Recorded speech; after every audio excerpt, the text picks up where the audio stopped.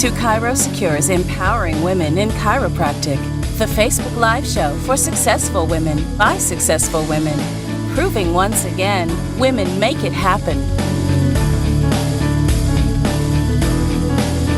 Join us each week as we bring you the best in business growth, practice management, social media marketing, networking, leadership, and lots more. If it's about women in practice and business, you'll hear it here.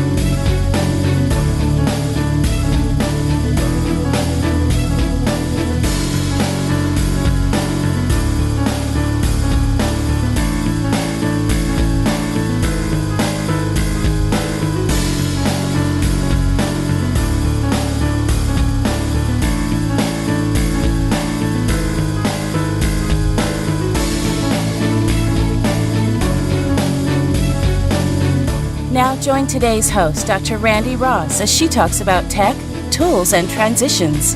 And now, here's Dr. Randi.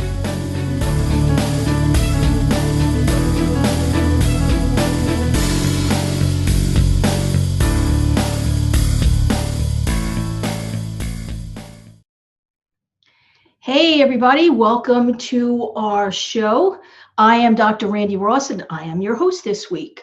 Let's first start out by thanking the sponsors of our show, ChiroSecure. Make sure to visit their website.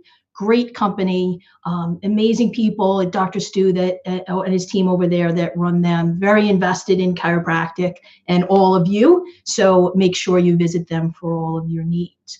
Well, we're going to jump right in today because I have a lot of information to cover and I want to try and get to as much of it as I can. So we're going to go ahead and get started. Today, we're going to be talking about something that's such kind of a hot button topic that all business owners are really sometimes not sure about and not sure how to handle or manage it, or do I use it, do I don't use it? And today we're going to be talking about reviews and testimonials. Now, testimonials have been around since, the dawn of time.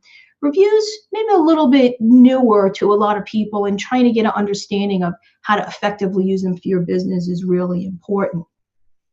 So if we talk about, just to kind of understand the difference between them, reviews are kind of a formal assessment of examination of something with the possible intention of making a change if it's necessary. So that's kind of the formal definition.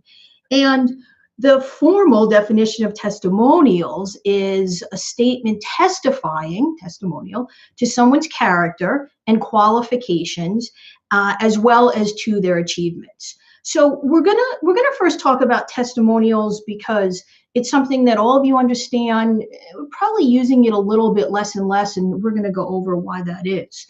So here's some of the big things that really stand out when you talk about testimonials. So you actually ask for them. So that's really important to understand. You're actively seeking them. You own it. This probably should be in big red letters. And also you control the distribution. And that's really important to wrap your mind around the difference here. So whether you get a written testimonial or a video testimonial, and you place it on your website, on your social pages, maybe you do some workshops and you have some handouts that you have, you probably have it printed, somewhere on there. And it's great. It lets people know that there are people that you've delivered services for that think that you're really qualified and you're really caring and that you would be a good choice for them. So that's your testimonials. So let me preface all of this by, I'm not saying to stop using testimonials. So don't start sending me a million emails about this, okay? So what we really want to understand is the difference here with reviews is you may or may not ask for them, and we're going to go into that in a little bit more. You don't own them. That's really important to understand. Remember, your Facebook, your Google Plus, your, whatever platform you're talking about, they can change on a dime. And I'm sure many of you have experienced this as I have. I always say just as soon as I figure Facebook out, they change everything that you're doing and you can't do it the way you used to. So remember, they have control over that. They have control over, again, its distribution, how it's seen, and basically it's content that belongs to them, so to speak.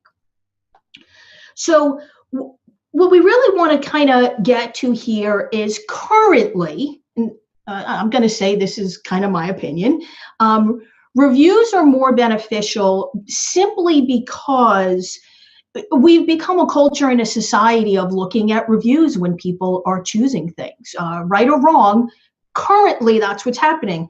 I can't say 5 years from now that that will be the case, or there won't be some other system or process that we've adapted as a culture. But right now, I guess if you kind of survey 10 people, probably 9 of them, as long as they're not like, above the age of 80 that you're talking to, they probably make a lot of selections, whether it's for a healthcare provider, a restaurant they go to, an auto service shop that they're going to use. They're going to go in there, going to read the reviews. I do that. I mean, my daughter has celiac, so before we go to a restaurant, we're on there reading the reviews. And guess what? If a bunch of people said they got sick, we're probably going to choose somewhere else. So they're very, very powerful. It's how people praise someone that they use their service. And it's also, unfortunately, how they can also complain in a public forum. And as we all know, the internet and social media have given a lot of confidence and voice to people that may not have been so strongly opinionated without the process of kind of being able to hide behind a computer screen, but you just have to embrace it because that's the way it is. And it's also become really important in what I call search relevance. So what that means, and we know, especially Google owns search. So if you have a whole bunch of Google reviews, there's a good chance that that's going to impact your search, when people are looking for you and your SEO. And it also is an interesting thing. I read articles on this where, if there was 5 chiropractors that came up in a search result and, 3 of them had no reviews and, one had 5 reviews and one had, 100 reviews, people are going to be drawn to the one with the higher number of reviews or with at least, a certain amount of reviews over others. So we know not only does it affect your search, but it will also affect a decision that people make. Sometimes when people see that someone has no reviews, they start to go, okay, well, that's a little weird. In today's day and age, how does someone have no reviews? So, again, currently we're in an environment where reviews are probably going to give you a bigger impact, although with less control, than you would over the conventional testimonial that we are all used to. So there are a lot of systems in place. And, listen, I know all of you listening have way too many things on your plate and, and juggling all kinds of things and too many hats that you wear. And now you're sitting here going, oh, crap, something else I have to do. Well, just know that there are systems out there that can help you do this. There are systems out there that can simply, once they're set up and they're pretty simple to populate, they will send the request, and whether that's an email or a text message. And I'm sure all of you listening have gotten these from some type of, service that you've gone to. And excuse me, where they direct you to, you're asking them to please leave a review if you're happy with the service. And you can set them up in different ways. And I'm not going to go into this in detail. I just want you to know like kind of what's out there. And there's a lot of different programs like this. And, ideally is one of the reasons why I like this as opposed to asking, although I know a lot of people say that their front desk or whoever is in charge of that in their office actually asking for the reviews gives them better outcomes. I'm going to tell you why I like these. Because we can set these to address the people that aren't happy. And what I mean by that is, typically we set these for 4 or 5 stars or smiley faces or whatever you want. And as long as they fall within those parameters, it directs them to ask them for that review. That's, someone that's happy with you, you're going to get a good review. The reason why I like these systems is because you can set it for if someone would click 1 or 2 or 3, whatever your parameters are. It doesn't instantly direct them to leave a review. It'll kind of apologize that they haven't had a positive experience and you would like to contact them to maybe resolve it. And we all know the longer you're in business, you find this out, that there are always people that aren't happy that will never tell you. and all kinds of things that might go on within your office, and sometimes you're not always aware of them. This is kind of a little bit of a good way of preventing someone from writing a negative review, although someone that wants to write a negative review is going to write a negative review. That goes without saying. But at least this gives you the opportunity to contact that person and say, hey, I'm really sorry to hear that you weren't happy with our service. We always strive to do better. Can you tell me what happened so that we can make sure it doesn't happen with someone else, and maybe we can figure out a way to make you happy, okay? And there'll be some people you'll never get back. That's just, human nature. But there'll be some people that'll be really impressed with the fact that you took the time to figure out what was wrong. And if you do this in your office, chances are someone standing there at your counter is not going to leave that negative review, and you're never going to know what was wrong. And guess what? That person's never going to refer to you, even if for some reason they give you a good review. So it's a good little system to kind of have in place. So we have the different ways that you can get reviews. You can have someone at your front desk do it. You can utilize, a system, whether that's email or text. Nothing really complicated here. But here's the wrong way to do this. And that is to pay for reviews. Oh, don't ever do those things. Don't ever think that there's someone out there that's figured out a back door for Google and you're going to pay for reviews, because I'm going to say never, but they're, no one's smarter than they are with their systems. So chances are, if you do that at some point, they're actually going to figure it out. And I don't know what the slap on the wrist actually is, but at the very least, they probably take down all your reviews. If you have a Google Plus page, they might take that. Remember, they own this stuff. So they can do whatever they want. So just do it the right way. It's always better to hold your head high. Don't ask for reviews from non-clients, although people that don't interact with your business in the typical way, but maybe do business with you or know you in a business setting another way, can say something nice about you. You just don't want it to really be like a client type of or a patient review, simply because someone does, business with you. So just as an example, a chiropractor that I've been working with for many, many years, I've left a review and just stated that, I've known him for many years, and he's very committed to his community and delivering quality service and really invested in improving the overall health. And that was kind of been my experiences working with him. And that was fine, because that is true and that's wholehearted. So you can do those.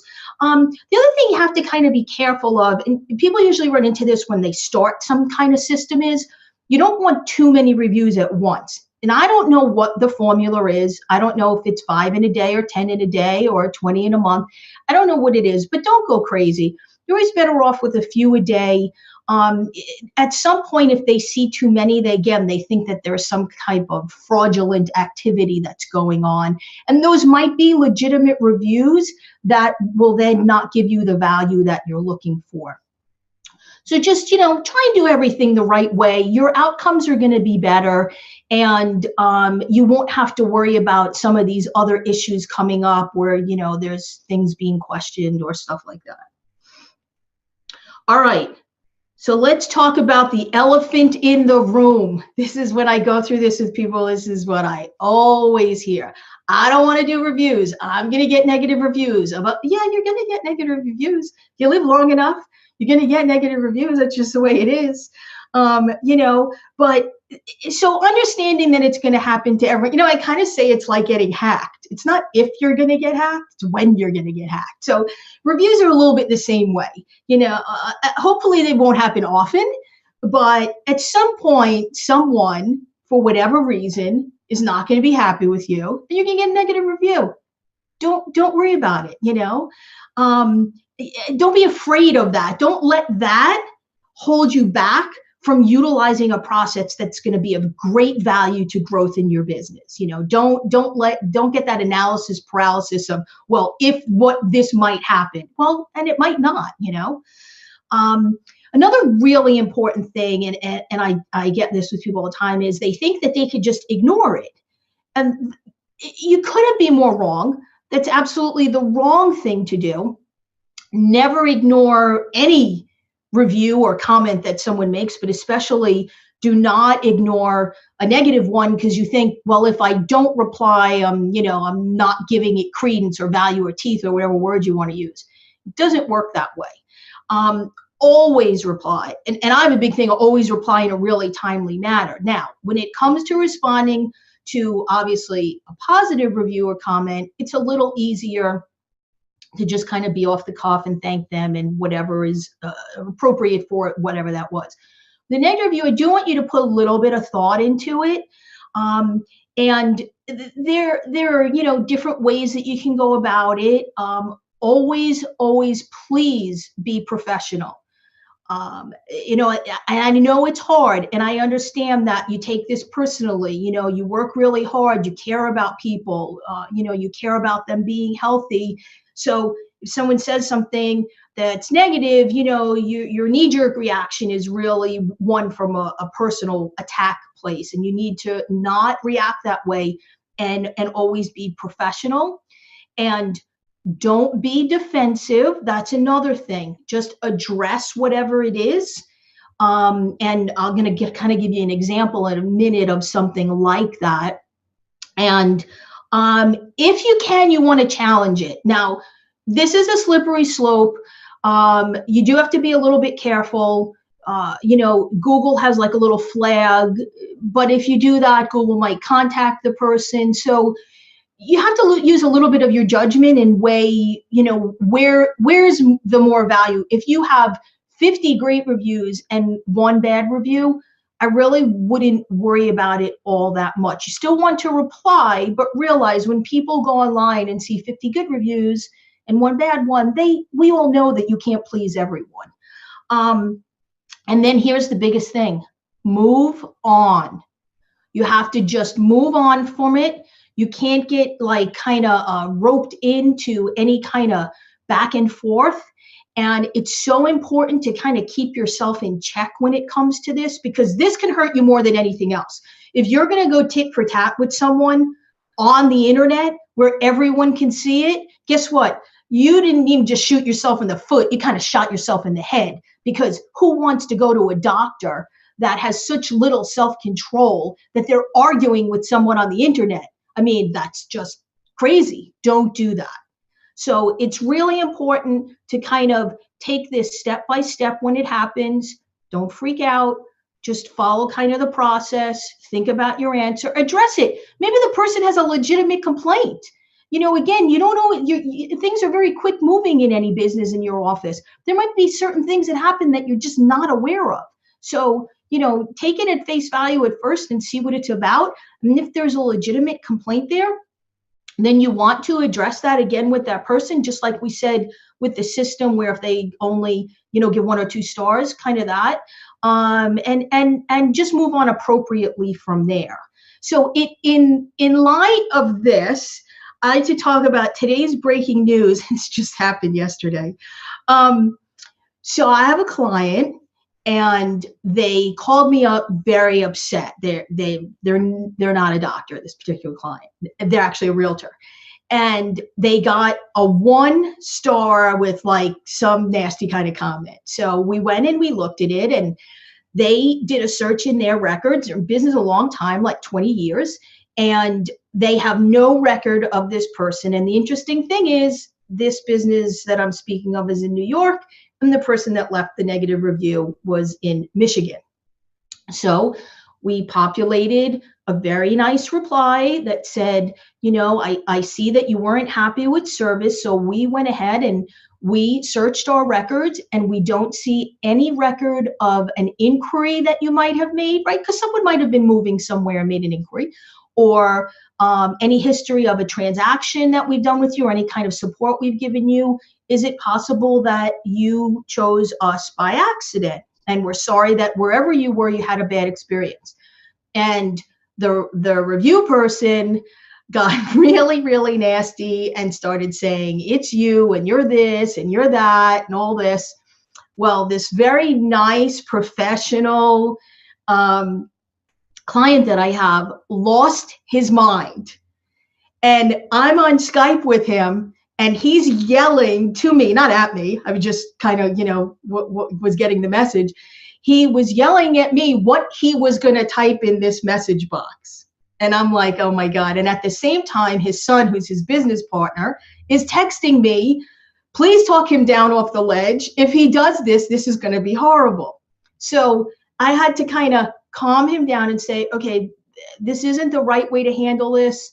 You have, I mean, and he had on Zillow, he has something like, 150 5-star reviews. So I said, let's just, you put a nice reply, just let's walk away from it. So, this just happened. That's why I couldn't believe, sometimes the universe is weird that I was going to talk about this today and this just came up. So there's a lesson in it. And I think we're all, he's proud of his service and the service he delivers to his clients. So he took it very personal that the guy was basically kind of cursing at him on the internet with using language within acceptable parameters, but you can read between the lines. And we don't even really think that he was ever a client. So people do those things.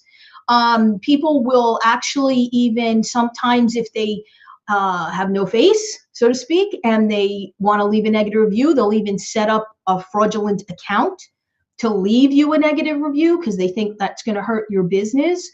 All the platforms are a little different. Yelp, somebody call me if you figured out Yelp, because sometimes good reviews don't stick, sometimes bad reviews stick, sometimes bad reviews don't stick. I've kind of yet to figure it out. So, all the platforms are a little bit different.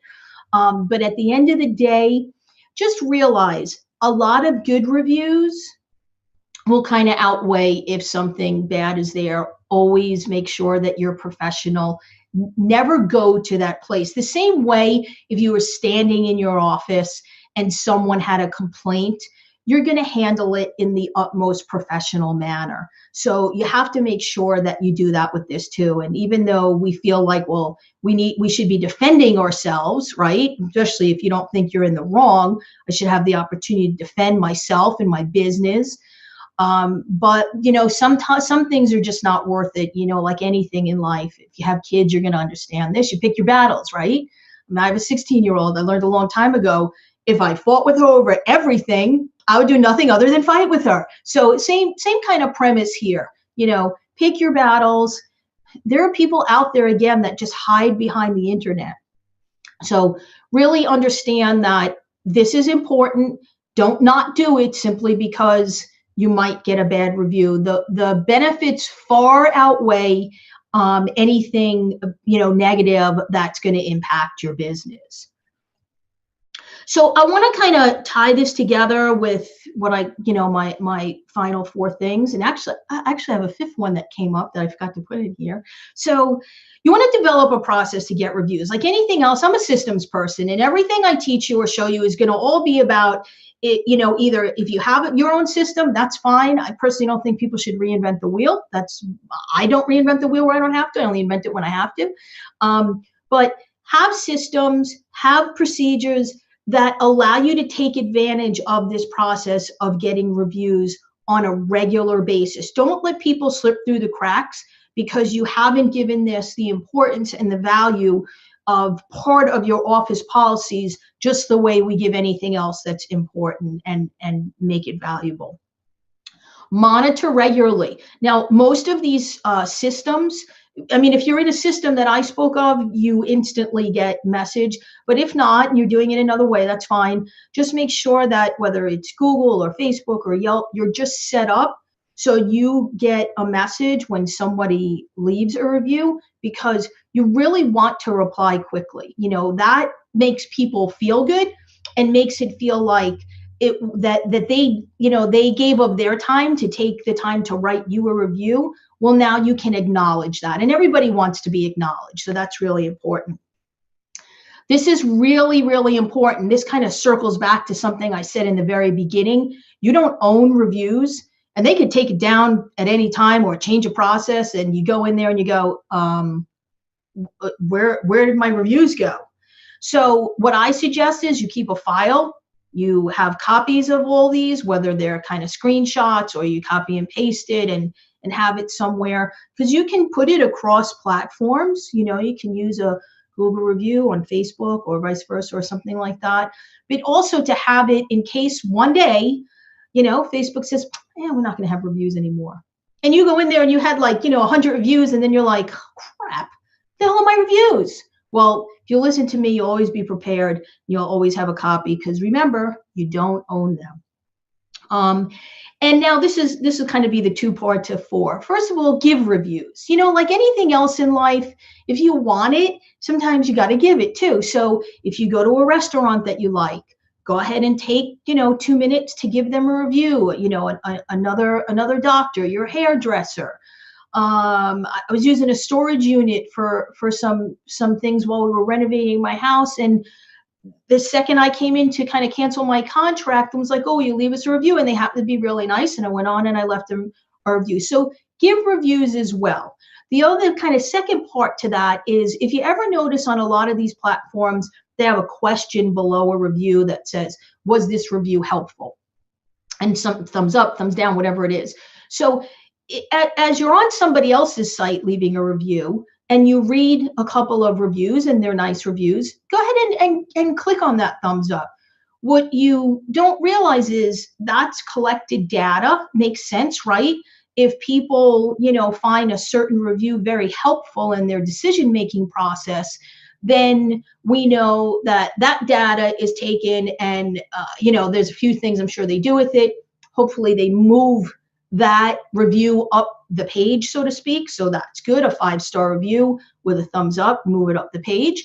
And, there might be other processes as far as search that I don't know about. I'm just kind of making an assumption here that they utilize that as extra data that maybe might boost you up somewhere else. So make sure you give reviews, give the thumbs up, and even ask, of those that you're asking for reviews, say, hey, if you happen to see any other reviews when you're on there that you think were really helpful, or maybe somebody came to you from a review, or really, which one was it? Would you mind going in there and clicking on the thumbs up? So that's where we're gonna tie it up for today. I know it's a lot, but it's really not complicated. It's one of those things like, just do it. It's not rocket science. You just got to get it done. So let's talk about next week's show. Next week, we're going to have Dr. Julie McLaughlin, and she's going to have a really special guest, Dr. Jerry Anderson. Also, make sure, if you are interested in getting a copy of the transcript of my show, I hope you all do. See, this is like reviews. If all of you request a copy of the transcript, then I'm the favorite host. So, it kind of goes that way. But anyway, just text the word women, WOMEN, and the phone number you're going to text it to is 480-500-6574. I am Dr. Randi Ross, and thank you for spending a few minutes with me. And I hope you learned a little bit about reviews and how important they are, and maybe how to go about broadening this aspect of your business. And on behalf of ChiroSecure, we'll see you back here next week.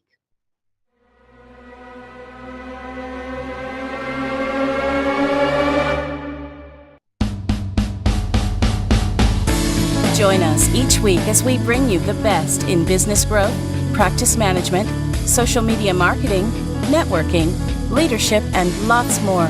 If it's about women in practice and business, you'll hear it here.